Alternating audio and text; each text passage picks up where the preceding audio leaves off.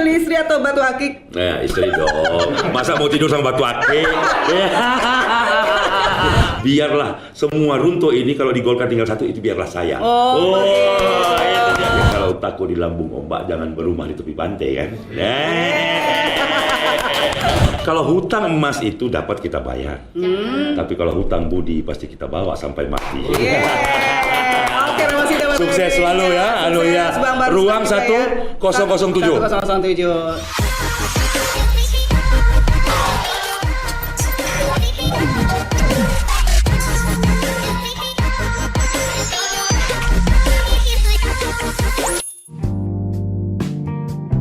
Hai, selamat datang Ramasinta. Apa kabar siang hari ini? Kita ketemu lagi di ruang 1007, saya Santi Anjasmara.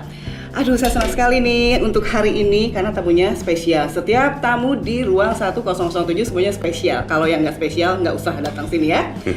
Oke, ada pantun dulu nih ya. Tolong nanti ya tim belakang. Jika hendak ke Pulau Bulu, jangan lupa singgah di kedai Pak Kasim. Selamat datang di ruang 1007 kepada abang kita Ruslan Ali Wasi. Assalamualaikum Bang. Waalaikumsalam. Terima kasih banyak sudah hadir menyempatkan diri di tengah-tengah agenda yang super padat. Bener kan? Amin. Sampai tidak bisa berkata-kata ya Ramasinta. Hari ini kita akan ngobrol-ngobrol karir abang sampai berhasil sampai di titik sekarang ini. Tapi pastinya masih akan terus apa yang akan dikejar, nggak tahu kita kan. Nanti kita bagi-bagi ya. Oke, Bang Ruslan ini sehat ya. Kemudian lahir di Batam. Di Batam asli dong ya. Kabil. Oh, di Kabil. Iya, okay. Di Nongsa lah ya. Di Nongsa. Oke. Itu untuk dunia politik sendiri itu mulai ada niatan jadi berpolitik tuh dari usia berapa tahun sih? Langsung Ini untuk politik ini berat. langsung nih ya, tanpa sebuah langsung sudah masuk ya. Ya baik Mbak Santi, terima kasih. Assalamualaikum warahmatullahi wabarakatuh. Waalaikumsalam warahmatullahi wabarakatuh. Ya, jadi kalau dilihat dari perjalanan kami katakan karir di politik ini, ya kami di Golkar ya, di Partai Golkar. Jadi Partai Golkar itu bagi kami bukan sesuatu yang asing saat kami juga masih di usia muda kan gitu dia ya, kan gitu dia. Sekarang setengah tua lah. Ya. Ini karena ayah itu adalah salah seorang tokoh Golkar di wilayah Pantai Timur dulu namanya, Kelurahan Kabil, Batu Besar, Nongsa dan sekitarnya itu. Dulu beliau itu menjadi Komdes namanya. Komdes itu Komisariat Desa Partai Golkar. Nah, dalam perjalanannya beliau diamanahkan itu tentu Ruslan Junior, Ruslan kecil waktu itu, kan begitu dia, seusia muda tadi, tentu melihat bukan sesuatu yang asing. Ya, terhadap giat-giat dia kan gitu dalam menghadapi kontestasi politik itu kan gitu tuh Pak, ya kan gitu dia. Bahkan menjadi pelakunya juga ikut serta membantu sang ayah tadi kan gitu dia. Contoh dulu itu kan di dropping mungkin dalam hal kampanye masang pamflet-pamflet ya, stiker-stiker. Dulu kan di zaman itu cuman tidak ada figur ditaruh, cuman logo partai saja, ya kan gitu, karena kita ada 3 itu kan gitu dia. Golkar biasa setia di nomor 2 waktu itu. Nah, jadi membantu itu. Begitu pernak-pernik kelengkapan pemilu itu datang, biasa saya tuh akan ikut. Itu usia berapa? Di dalam usia ya masih sekolah SLTA lah. Oh, SLTA SMP ya. SLTA lah. Oke. Ya kan gitu dia. Pemilu 82, 85, 87. Nah, itu sudah mulai itu 87 lah. Nah, pemilu di 87 itu, karena di 87 itu posisi sudah kelas 2. Masuk kelas 3 SMA. Pada saat itu kan gitu dia. Wah, itu dibantu betul itu mendata. Dulu di pemilu itu setiap tahunnya dibarengi dengan sensus penduduk dia. Yeah. Nah, nanti akan ada stiker ditempel di rumah masing-masing itu, sekaligus mendata untuk menjadi peserta pemilu itu yang menggunakan hak suara itu. Yeah.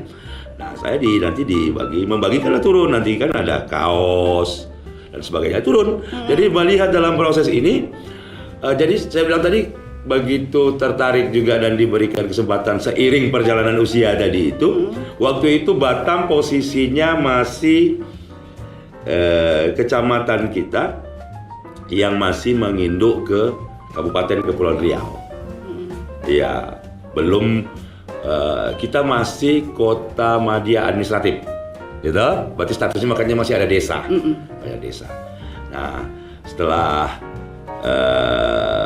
selesai saya bilang tadi bergian terus berkarir dan akhirnya Mbak pepatah itu bilang karena kalah bisa karena biasa buah jatuh tak jauh dari pohonnya. Ya kan gitu dia, iya kan gitu dia. Melihat ini akhirnya ini pun terbentuk dengan sendirinya. Nah, memang saya katakan tadi ayah aktif betul, bahkan ayah mendudukkan orang. Ya untuk jadi perwakilan-perwakilan waktu itu mungkin ke Riau dan sebagainya kan itu, tapi entah sebesar apapun tapi peran dan campur tangannya pasti ada. Iya. Karena apa? Mendorong pendulangan suara partai di daerahnya kan gitu, di wilayah kerjanya. Nah, dalam perjalanan akhirnya setelah selesai itu sekitar 97 waktu itu kita mau pemilu singkat ke 99 itu pemilu itu. Nah, itulah mulai saya masuk benar. Nah, jadi masuk juga di komposisi kepengurusan ayah itu, di komposisi kepengurusan Golkar Desa, ya menjadi ya kacung-kacung lah, ya jadi kan biasa. Kalau mau ada giat kita yang paling sibuk pasang bendera, ya kan gitu tuh, Mas Santi, biasa lah, pemula kan gitu dia. Tidak ada perlakuan khusus, by proses saja.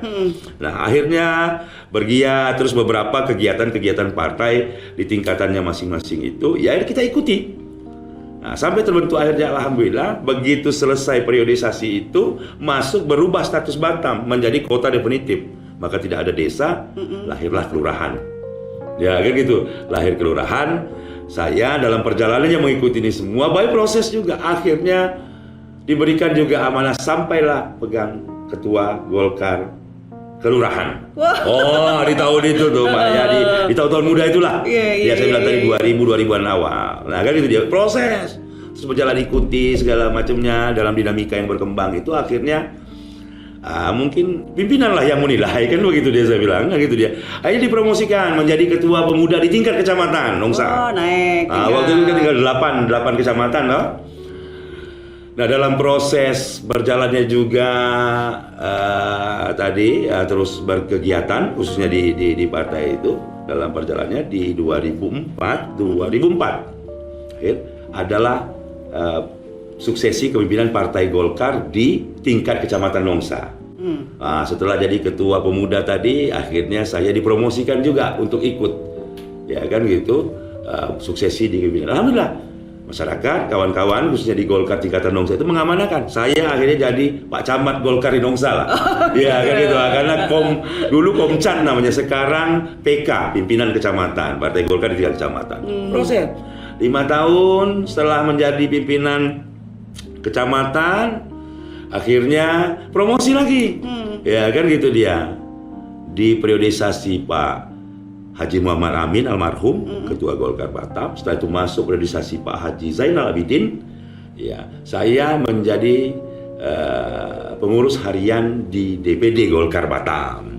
Salah seorang di zaman Pak Amin saya menjadi salah seorang wakil sekretaris di strukturnya. Di zaman Pak Haji Zainal saya menjadi salah seorang wakil ketua, tepatnya wakil ketua OKK waktu itu, organisasi, kaderisasi dan keanggotaan. Proses jalan lagi 2016 alhamdulillah diamanahkan lagi kawan-kawan kan gitu, berdasarkan musyawarah daerah saya diamanahkan menjadi ketua Golkar Batam. Wah kan begitu, itu dia, itu step yang memang diikuti. Setelah itu kemarin 2020-2021 ini berproses regenerasi lagi. Ya kan begitu dia. Saya hari ini diamanahkan menjadi ketua Dewan Pertimbangan Partai Golkar Batam. Naik lagi. Iya, artinya jadi orang tua penasehat, gitu dia, kan gitu dia. Cuman persoalannya kadang-kadang anak sekarang ini bandel ditamu dinasehati. Harus disentil ya Bang. Harus disentil. Tapi semua itu saya bilang tadi, apapun profesi kita, yang paling kita pentingkan itu adalah memang passion kita ada di sana, ya kan gitu. Ada panggilan, ya kita nikmati, kita enjoy. Mungkin bagi teman-teman yang profesional, yang di luar memang dengan politik ini, dia mungkin mumet tentang politik ini juga. Sama mungkin kami orang politik melihat orang yang eksak itu kan berbeda juga. Itu dari sudut pandang saja kan gitu dia. Tetapi sejatinya adalah semua apapun profesi yang kita ini kan muaranya bagaimana bisa menjadi orang yang bermanfaat untuk orang lain. Ya kan gitu dia. Kalau dia diberikan amanah, paling tidak muaranya kan mau bikin masyarakat sejahtera, bagus dan sebagainya. Dengan apa? Kebijakan-kebijakan saat dia diberikan kesempatan atau amanah untuk memimpin.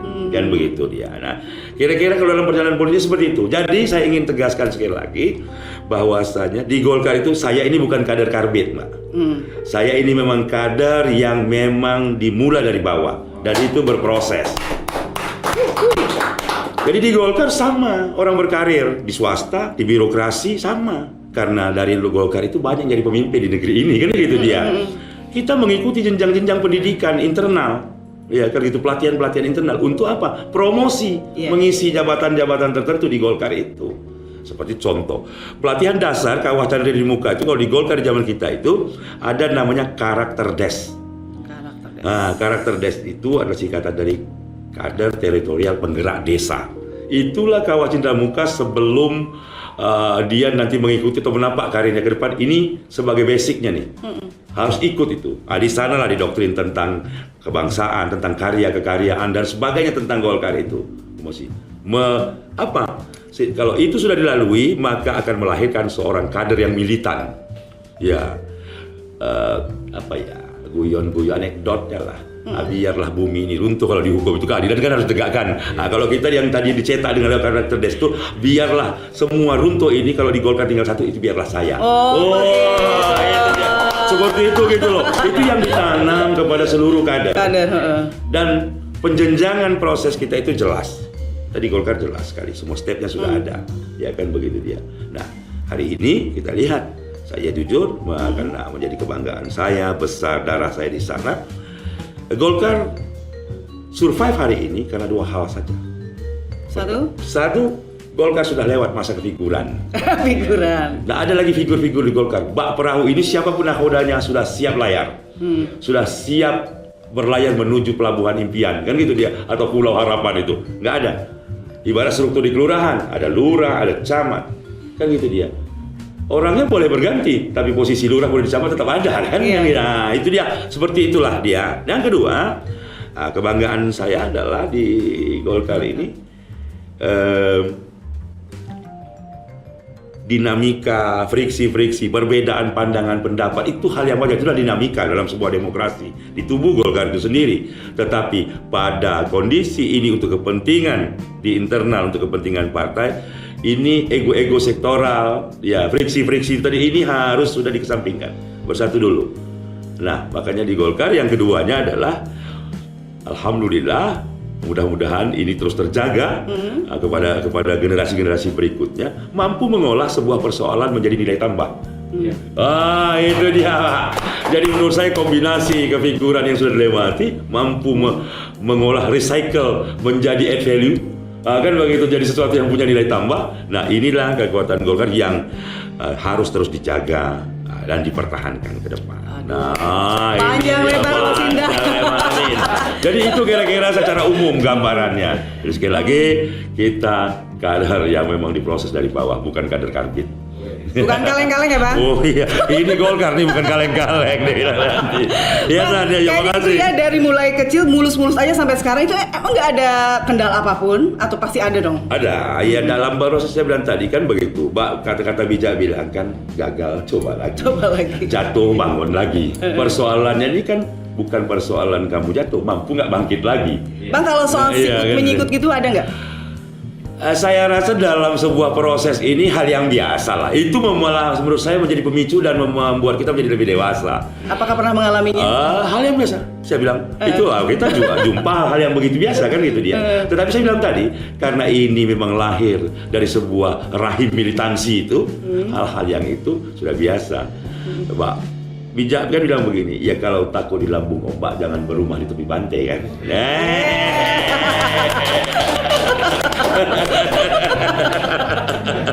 Aduh. Nah, Ramasinta Foto Indonesia, kalau misalkan Ramasinta kenal dekat dengan Abang Ruslan ini, silakan komen apa sih sifat-sifat yang Anda ketahui lebih dalam lagi ya. Kalau Ramasinta memang deket banget dengan Ruslan, silakan komen ya. Kita lanjut lagi, Bang. Ada yang banyak yang bilang kalau politik itu adalah kendaraan mencapai kekuasaan. Menurut Abang sendiri gimana? Iya, memang sistem konstitusi ketatanegaraan kita mengatur itu, ya kan? Untuk muncul dari seorang wakil rakyat itu tidak bisa dari LSM, tidak bisa dari ormas, OKP atau kelompok majelis taklim dan sebagainya. Salurannya tetap harus melalui partai politik, kan gitu dia. Nah, jadi memang kendaraannya itu harus partai politik. Ya, orientasi partai politik pasti kekuasaan. Ya, karena dengan berkuasa kita bisa mengatur, bisa membuat kebijakan-kebijakan tentunya yang perlu kepada masyarakat, kan itu dia. Kalau kita nggak berkuasa, macam mana kita ngatur orang? Iya kan, itu menurut saya ininya lah kayak gitu, frame-nya itu Zan. Ya seperti itu, makanya orientasi partai itu pasti dia mengejar ataupun untuk mendapatkan kekuasaan. Gitu. Ya kan gitu dia. Tapi itu emang harus dilalui dengan berbagai Iya, proses. Termasuk saya bilang tadi macam-macam dalam itu semua. Ya kan, bukan saya bilang tadi tanda tangan, garis tangan, bawah tangan, termasuk buah tangan, termasuk garis tangan, itu tidak bisa dipungkiri. Ada semua menunjang itu. Ini hidup di alam yang real, kan begitu dia. Iya, dalam sebuah proses itu yang harus dilalui. Ya, memang di politik itu dia harus lentur, fleksibel, ya. Apa ya lagi saya bilang tadi, sering mengilustrasikan karena kita orang Melayu ini banyak sangat petata petinya. Kalau pandai-pandai meniti buih, iya, supaya badan sampai ke seberang selamat itu kan itu dia, mengayun. Apa elastis dia, elastis, tidak ada yang kaku. Ya. Bang, kan udah 3 periode ya. Itu kiat-kiatnya seperti apa sih kalau misalkan lagi kampanye, itu apa sih yang disampaikan kepada masyarakat supaya masyarakat itu percaya kepada kita, supaya kita tuh bisa duduk kembali di dewan. Apa sih, Bang? Saya sebetulnya ini adalah periode keempat. 2004 itu saya sudah maju tapi belum beruntung. Tapi saya termotivasi bukan karena saya dikalahkan oleh suara, tetapi karena sistem. Waktu itu undang-undang mengatur di nomor urut. Ya kan begitu dia. Kami dijatah di daerah kami, dapil kami itu dapat 2 kursi, tapi saya di nomor urut 3. Suara saya belum bisa dipenuhi untuk 1 kursi, maka diampulah ke atas. Atas penuh, turun kedua, tak nyangkut ketiga, kan gitu dia. Maka satu periode 2004-2009 itu mendorong mobil mogok gitu, kan gitu dia. Tapi alhamdulillah, itu yang saya katakan awal dari tadi, bukan persoalan jatuh. Ya, bukan persoalan jatuhnya, tapi mampu gak muncul balik. Ya tadi tuh. Jadi ini bukan, memang kadang-kadang pada saat kita jatuh itu ya manusiawi lah menurut saya, kan begitu dia. Kamu cuma bisa ngomong aja, saya merasakan ini, tetapi tak ada yang bisa mengubah kecuali kita juga, kan itu dia. Ya maka saya bilang tadi, gagal coba lagi, jatuh bangun lagi, dan seperti itu akhirnya ya namanya kita memang masih ini. Saya bilang mudah-mudahan di tahun 2009 itu sistem konstitusi atau aturannya berubah. Ternyata benar. Walaupun sudah masuk fase permainan, tetapi last minute ternyata suara terbanyak. Nah akhirnya kita buktikan juga, tetap kita di suara terbanyak kedua dari dapil yang sama. Ya kalau itu berlaku di 2004, maka sudah 1 periode kita lalui, toh kan gitu dia. Nah seperti itu. Jadi saya bilang tadi, ndak ada yang inilah, ndak ada yang apa yang jelas. Tidak ada yang didapat dengan ongkang-ongkang. Nah, tadi disananya kan Mbak Santi, bagaimana sih kiat menjaga? Bagi kami sebetulnya pekerjaan-pekerjaan politik itu bukan hanya pada kondisi mau pesta demokrasi. Ya, kehidupan berpolitik ini ada di seluruh sendi kehidupan masyarakat, termasuk di rumah tangga. Mungkin dengan cara yang berbeda. Mbak Santi ini, kan gitu dia capek. Tadi pas pulang mau pulang ke rumah, mampir dulu kan gue ya, nampaknya ada yang digantung-gantung tuh bagus pula, kan gitu dia. Iya kan gitu dia. Weh, udah terekod di sini. Iya contoh nih pokoknya. Sama, orang rumah juga melakukan itu kan gitu dia. Nanti udah malam, udah agak santai kan ngobrol dia. Kemana dulu ngalur ngidul, langsung dia itu.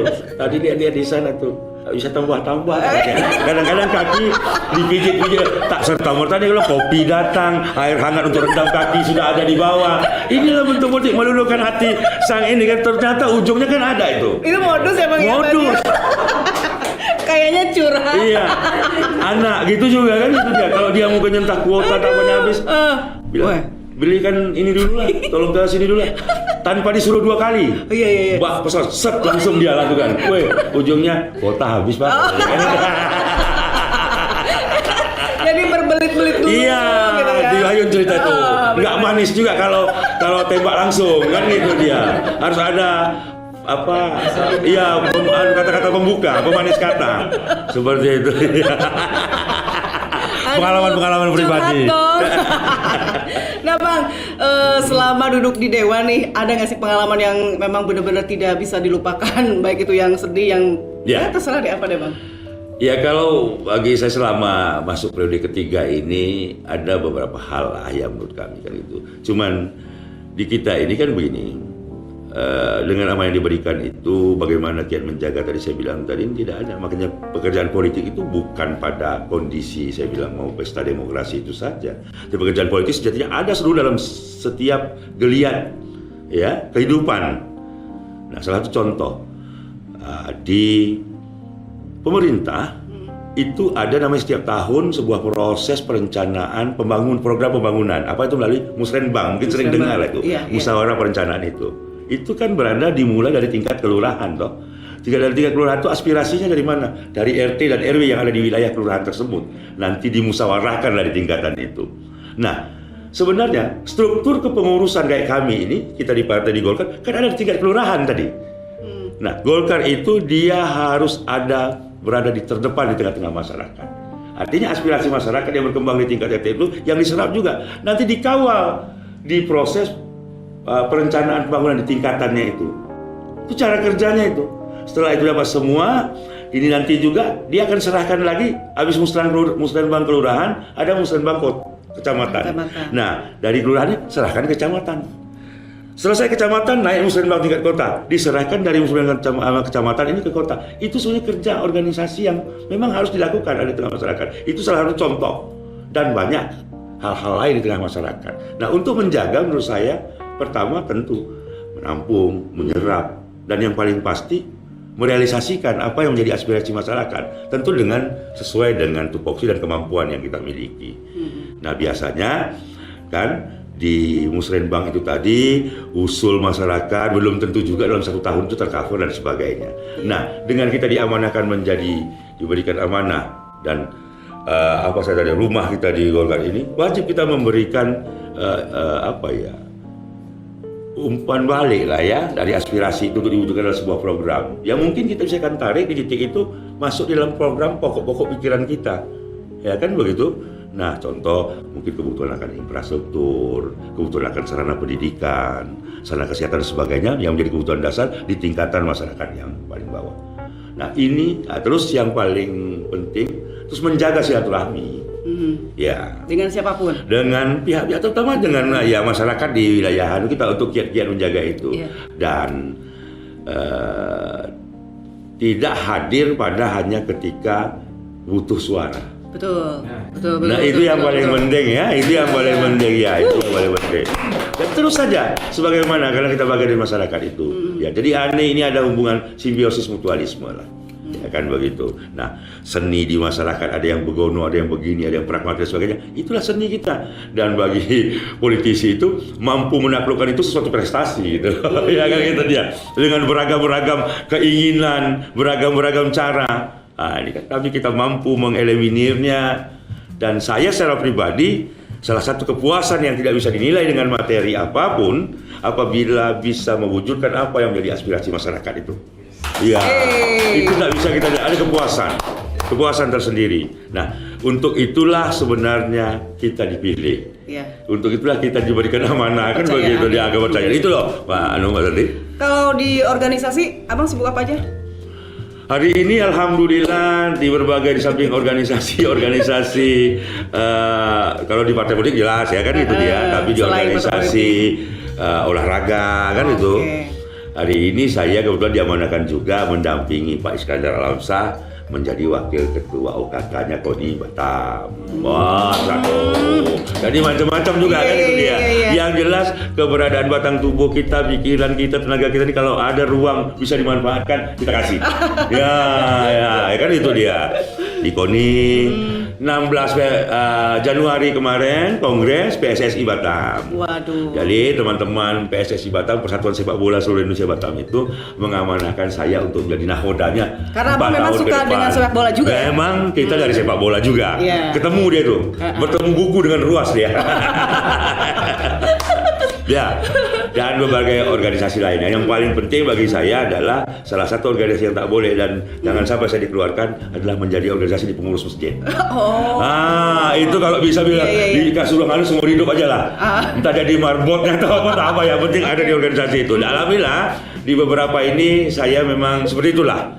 Jadi ini kan hidup ini hanya keseimbangan saja, Yes. Pak. Ya apalagi kita sudah di angka lewat setengah abad ini kan tentu Mbak Pepatah bilang itu kalau nama yang kita cari ini kan, Bang. Nama dalam arti kata ya pepatah kalau gajah hilang meninggal hilang gading, tinggalkan gading, harimau belang, manusia tinggal nama. Cuman kan dua pilihan saja, nama baik atau nama yang kurang baik kan begitu dia. Kita ingin kita berikan nama baik. Nah artinya memang coba kita buatlah semampu kita, tidak usahlah menurut saya yang terlalu mulu-mulu yang sampai dengan kita, tapi artinya janganlah laju bicara dari perbuatan. Yes. Ya kan gitu dia kan nggak. Jangan laju bicara dari perbuatan. Biar dibalik saja perbuatan realnya ada ya baru bicara lah yang ini kan itu intinya kira-kira. Minum dulu Bang sebelum Baik. kita memasuki yang agak sedikit Hot. hot. Silakan. Jadi nih Mas Sinta tadi menarik sekali ya pembicaraan kita untuk bersama dengan kader politik yang sudah tidak diasing lagi karena memang setia dengan warna kuning ya. Kita Bang ada 5 pertanyaan, Abang harus jawab cepat. Oke. Gak usah mikir, pokoknya jawab cepat, nanti alasannya. Oke? Siap ya? Yang pertama, pilih keluarga atau politik? Pilih keluarga. Pilih istri atau batu akik? Pilih istri. Wah ini pesan sponsor nih.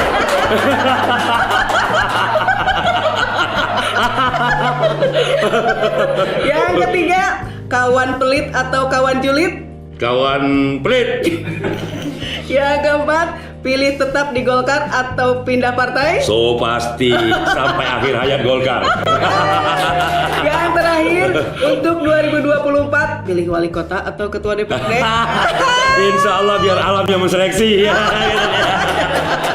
Oke, kita langsung tanya alasan yang pertama. Jawabnya tadi ada pilih keluarga atau politik? Keluarga. Kenapa Bang alasannya?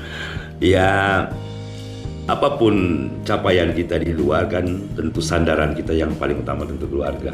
Karena pada saat kita terpuruk apa itu kepada keluarga lah kita kembali kan itu dia. Makanya kadang-kadang dalam adu pertentangan juga itu. Ya kan gitu. Tetapi ya saya pastikan memang benar itu adanya. Ya saat orang lain cuma bisa bilang kasihan. Kan hanya omongan saja kasihan si A, kasihan si B. Begitu nasibnya tragis katanya kan gitu ya. Tetapi kepada siapa kita kembali? Tetap pada keluarga. Ya saya bilang tadi memang bukanlah sempurna kita akan gitu ya. Tapi saya bilang tadi memang suka tidak suka harus ada sedikit yang dibagi. Bukan sedikit harus ada memang space waktu yang disiapkan untuk ini. Walaupun dalam prakteknya selalu manyun-manyun juga. Ya karena ini tadi ya itu fakta gitu loh kan gitu dia. Tetapi saya harapkan paling tidak diberikan pengertian satu. Yang kedua, dari kegiatan saya memang yang bisa saya space tuh makanya saya selalu melibatkan keluarga juga supaya waktu itu terisi dengan begitu juga gitu loh. Ya kan gitu dia karena kalau untuk mengatur waktu yang pas dengan tadi kita juga karena saya udah bilang sama keluarga dengan kita masuk di ranah ini artinya kita siap juga sebagian dari waktu kita bahkan bukan sebagian lebih besar waktu kita untuk orang lain. Betul. Untuk masyarakat. Nah, jadi tinggal kita saja mensiasati bagaimana bisa melebur dengan menyesuaikan itu gitu loh. Ya, begitulah Tante. Yang kedua, pilih istri atau batu akik? Nah, istri dong. Masa mau tidur sama batu akik?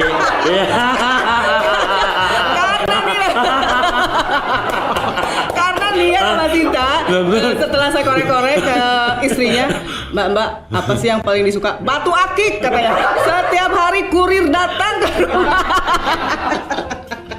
Emang berapa banyak sih Bang itu koleksinya Bang? Ada, hanya untuk ini saja, untuk relasi, untuk hobi saja kan gitu dia. Makanya tak bilang, ini masih bagus lah saya kan daripada saya ada hobi yang lain nanti. Iya. Benar. Jadi mendingan batu akik ya Bang Batu ya? akik. Oh, oke. Yang ketiga kawan pelit atau kawan julid. Iya, Nah, ini kawan dia. pelit lah. Kawan pelit aja Iya, ya. kawan pelit aja. Nggak apa-apa, pelit dia bakal pasti kasih namanya pelit. Tapi tetap akan ada ruang kan gitu. Pelit itu mungkin ada sesuatu hal. Iya, yang dia ini kan begitu dia. Itu mengajar kita biasa memanage uang. Mungkin kan kita ya, biasanya.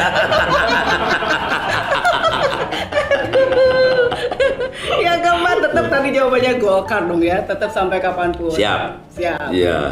Oke. Ada Golkar sejati kan itu dia. Iya, siap. Yang kelima tadi katanya? Yang kelima. Oh itu tuh yang kelima. Terkait itu saya bilang tadi kan, ya namanya orang politik itu kalau dia ingin terus berkarya kan cuma dua aja ruangnya. Kalau tidak ke legislatif, ke eksekutif. Itulah puncak tertinggi karir dari seorang politisi kan begitu dia. Nah, untuk menuju ke arah sana, ya namanya manusiawi kalau selera itu ada kan. Kalau tak berselera tak ada ambisi ya tak usah masuk kan begitu dia. Kan? Iya kan itu. Karena itulah yang menjadi motivasi. Tetapi jangan ambisi mengalahkan logika. Ya kan begitu dia. Ya itu yang paling penting kita bilang tadi. Kita ukur, kita lihat dengan ini kan begitu dia. Yang terakhirnya saya bilang tadi sudah semua kita buat ya, tinggal kita pasrahkan saja sama yang di atas. Manusia kita berencana saja kan itu dia. Tetapi jika menuju ke sana nanti takdir itu dia tahu cari jalan nemukan kita gitu loh sana. Dicari dia jalan itu nanti. Iya. Kalau yang di atas sudah berkehendak, Allah SWT berkehendak, tak ada sesuatu yang tidak mungkin. Oke. Amin. Amin. Allahumma amin. Nah, ya. Bang, yang terakhir nih, kira-kira capaian apa sih yang belum Abang tercapai gitu loh sampai saat ini? Apa kira-kira keinginan Abang? Karir udah oke, keluarga oke, apalagi kira-kira? Kalau bicara tentang capaian manusia ini, dia puas tak puas saat dia masuk 1x2 itu. Selagi ada napas, tak akan pernah berhenti dia untuk ada aja yang kurang. Ya, cukup itu kita mulai dengan rasa syukur lah. Itu yang paling penting kan gitu. Saya hari ini alhamdulillah mensyukuri. Ya kan semua yang sudah ada di sini, ya kalau Allah nanti akan ingin lebih naikkan derajat, ya monggo kita serahkan lah itu hak prerogatif Allah kan gitu dia. Yang jelas untuk menuju sampai di sana, langkah-langkahnya dilakoni saja, dilakoni saja. Sebab jangan dijadikan beban.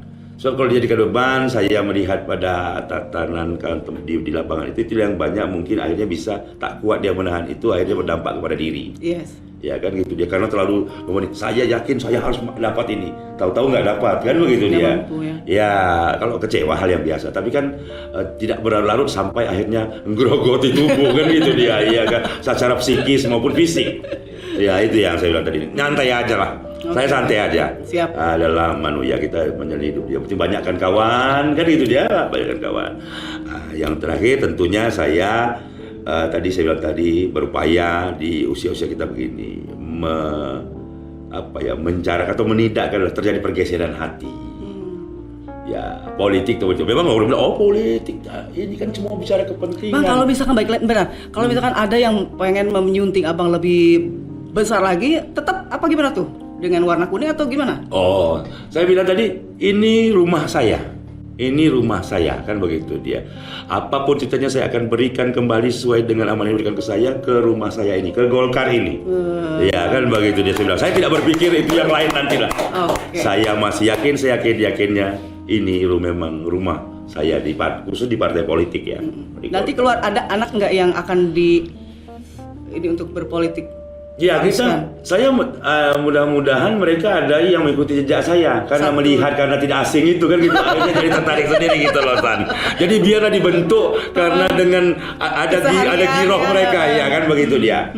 Kita juga sama hari ini kan memang harus fleksibel untuk terhadap anak ya kita paling cuma mengarahkan saja. Tapi yang jelas setelah mereka menentukan pilihan itu tanggung jawab ya.